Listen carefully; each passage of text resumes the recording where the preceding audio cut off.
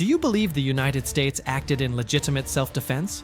Or that it crossed a dangerous line when a radar-invisible B-2 completely destroyed a Venezuelan base in the Andes? Subscribe if you believe responding to a radar illumination with a preemptive strike is a necessary measure to protect its personnel. Comment if you think it was a disproportionate use of force that could escalate tensions in the region.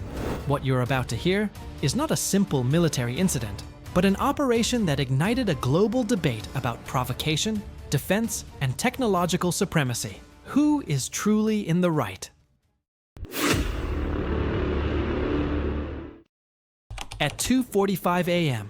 Venezuelan time, the silence of the Andes was broken without anyone on the ground hearing a thing.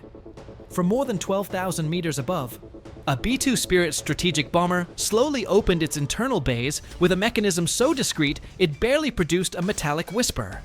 Within seconds, a series of GBU-31 guided bombs plunged in freefall toward a military complex hidden among rocky formations, 320 kilometers southwest of Caracas. The aircraft, designed to reflect less radar energy than a small bird, was flying in full stealth mode, while its GPS and inertial systems traced the perfect path for the nearly 1-ton munitions. The target was a Venezuelan command center that officially carried out strategic surveillance tasks. However, hidden beneath the surface was something far more delicate: storage sites for advanced weaponry supplied by allied nations. What happened in the next 2 minutes completely changed the fate of the installation and its 82 assigned personnel, triggering an American reaction so precise and overwhelming that Venezuela would lose a significant portion of its strategic control capability in less than a day. To understand how this moment arrived, we must go back 2 days. Venezuela had launched a large-scale military exercise known as Fortaleza Andina 2025, intended to showcase improvements in its underground defense network after a multi-million-dollar investment. The plan included the simultaneous activation of several stations in the mountainous region, simulated airspace intrusions, and the presence of foreign advisors who, according to the United States, were not only there to train troops, but also to collect sensitive information. The first irregularity arose diplomatically. Venezuela notified the international community about the drills, but the message lacked critical details. It did not clarify the exact location of the exercise, its duration, or whether it would involve active radar illumination of aircraft in international airspace. This lack of precision was interpreted in Washington as a warning sign. The United States responded by reminding Venezuela that international skies over the mountain range are free for all nations to use, and that any hostile action against U.S. aircraft would be treated as an act of war. However, that warning never fully reached the operational levels inside the Andean base. Communication became lost among paperwork, administrative delays, and the overconfidence of certain officers. One of them was Colonel Miguel Torres, the commander of the complex. Torres, with more than 2 decades of service, had a reputation for taking proactive decisions, often reinterpreting orders when he believed he could achieve better outcomes. He had also spent months trying to impress foreign advisors who evaluated him, convinced that his fortifications and air defense systems could confront any Western aircraft. That mindset led him to his first critical mistake. At 2:38 a.m., local radar detected an airborne contact flying at cruising speed and at an altitude consistent with a heavy bomber. The aircraft was clearly outside Venezuelan territory, but Torres ordered the shift from passive mode to fire control radar. In military terms, this is the equivalent of pointing a loaded weapon, even if you haven't pulled the trigger yet.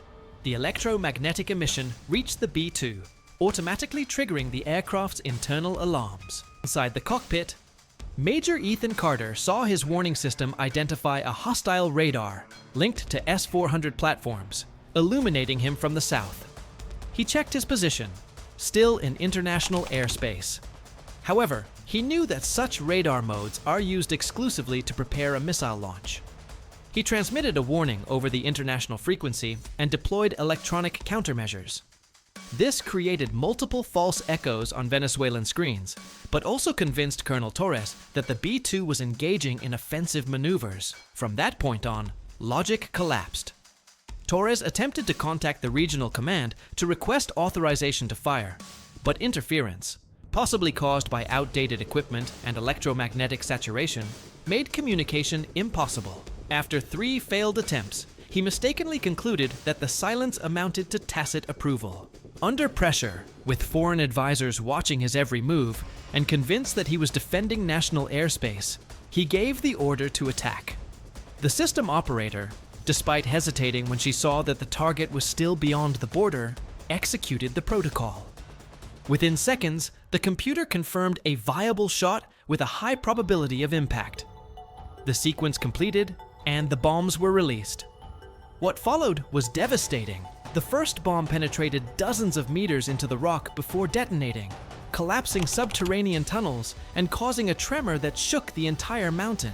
The second bomb struck the weapons depot, triggering stored missiles and generating a chain of explosions so powerful that the sky glowed orange across kilometers. Fire spread through underground ducts, consuming oxygen and trapping several personnel inside.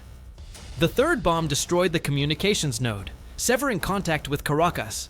By then, the base was doomed. Meanwhile, the B-2 continued its stable flight, invisible to radar.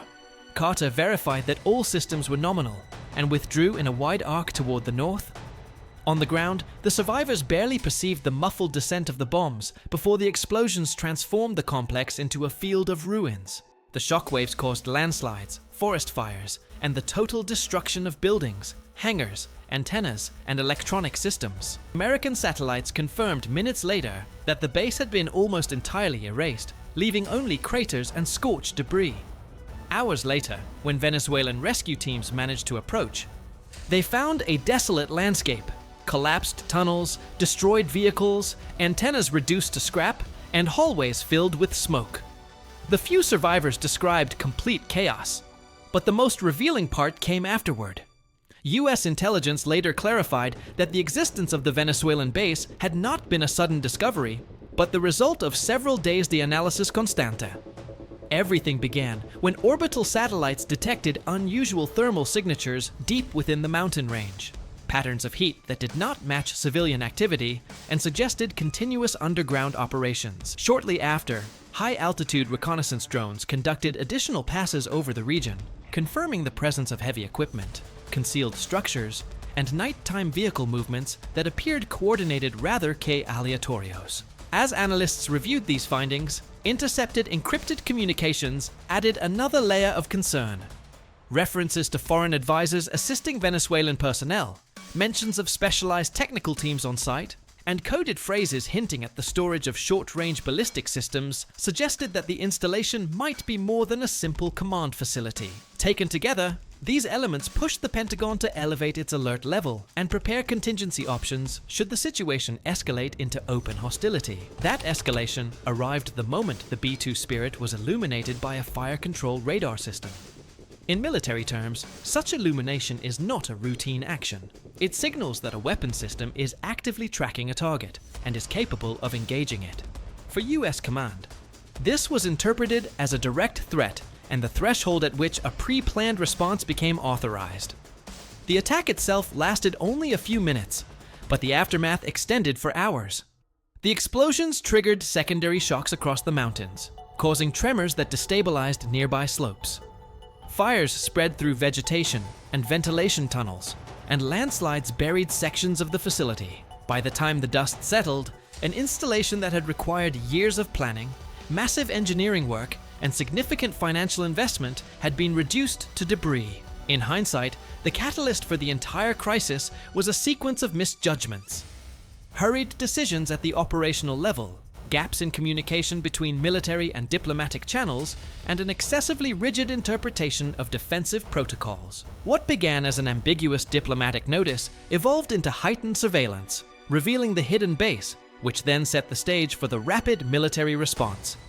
It became a classic chain reaction, each event pushing the next, like a line of dominoes that once set in motion could no longer be stopped. The base, symbol of sovereignty and national pride, became a reminder of how quickly errors can escalate in an environment charged with international tension. As the B-2 vanished into the night, leaving only silence behind, the mountain continued smoking, with scars that would endure for years. And so ends an episode that, whether we like it or not, will leave a deep mark on the region's strategic memory. An attack many call an inevitable response, and others describe as a terrifying warning disguised as defense. But now the question is yours, because this debate is far from over. Was it a necessary act to prevent an escalation? Or the rawest demonstration of air power carried out by a nation in years? I want to hear your thoughts. I want to see your take. And if this analysis made you reconsider what you thought you knew about this conflict, subscribe. Because what comes next could be even more controversial, more tense, and more revealing than anything you saw today.